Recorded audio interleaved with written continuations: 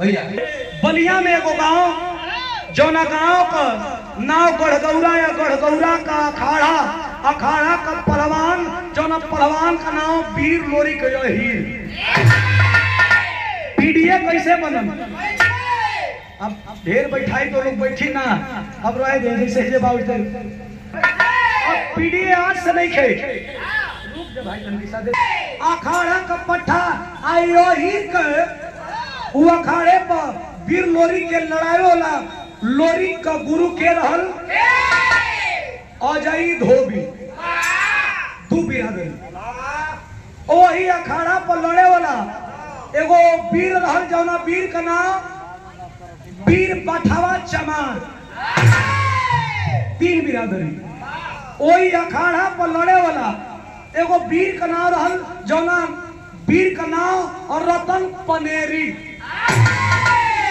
4 बिरादरी। वही अखाड़ा पर लड़े वाला एगो वीर का नाम गंगुआ नाऊ, 5 बिरादरी। पीडीए के लेके चलत रहलन लोरी। आ लोरी का जब जवानी उफान मरलस तो यही चमार, नाऊ, कानू, कुर्मी, धोबी, हर बिरादर को लोग आवे और लड़े रियाज करे। तब तक यही में सोनभद्र का एगो पंडित जी, यूपी में रापटगंज, सोनभद्र का एगो पंडित जी ना कहे ए लोरी बियाह करबो? कहला हाँ मर्दे बियाह करे के तो मन हमार होते हो, लेकिन हमनी को घर में फैसला लड़का ना लेना पड़कवा लेना। वही समरू दादा बैठल मन जाके पूछला, समरू दादा से पूछला पंडित जी की कहो लोरी का बियाह होई। समरू दादा कहला लड़की कैसन बियाह? कहला लड़की का बढ़िया बियाह, लेकिन ऐसे ही दुल्हन सोनभद्र में एगो राजा बा, जोने राजा का नाम मुलागित राजा बा। इतना बदमाश राजा बा कि अगर गरीब गुरबा का घर में कोनो बेटी बहन जवान हो रहल बाड़ी तो बरियाई से अपना घरे रख लेता, बरियाई से दुल्हन रखेल बनावता, ओकर गर्दन काट के दुल्हन बनावे के पड़ी। लोरी के बात कहल गई कि बियाह करबा? कहला हाँ।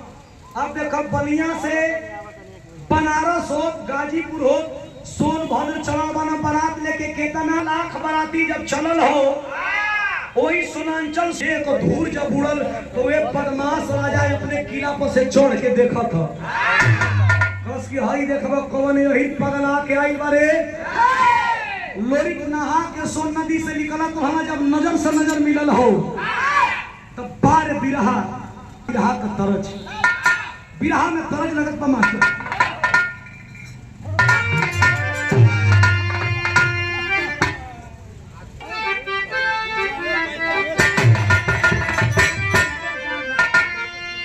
देखा ई तरज के हमरे गुरुजी का गुरुजी स्वर्गीय रामदेव गुरुजी अपने जवानी के आलम में गा के चल गईले। तू गा के चल जा हो।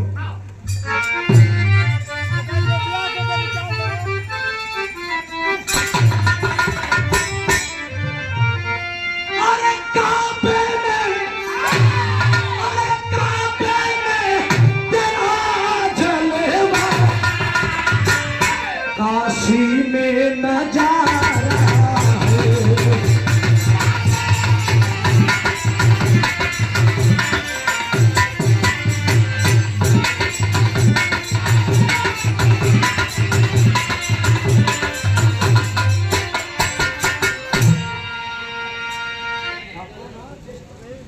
कौन है? जब नजर से नजर मिलल बा तो एक तरफ बदमाश राजा रवीना जी कहली हो कि आप लोग से पूछ के कहली हो कि सुधीर जी में तनकी छुआ दे,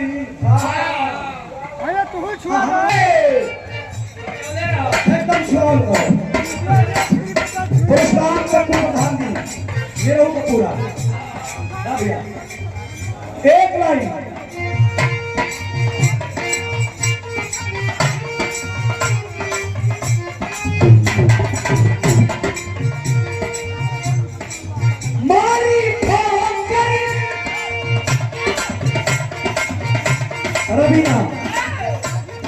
याद करिए मनोज जी का कहते हैं याद रहे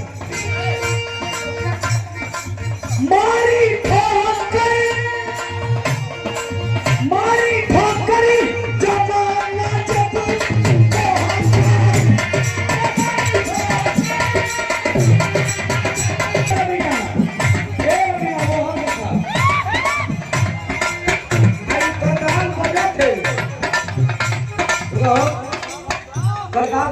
अपने मैदान को अकेले ही होना देखिए भाई देखो खतरा मत करिए कलाकार मैदान को अकेले होना दूगो ही बजे चालू करता हूँ कभी तो कुशवाहानी भट्टा मानी ये आपके द्वारा पुरस्कार भट्टा मानी शानदार 500 रुपया पुरस्कार कोट कोट प्रणाम बहुत धन्यवाद है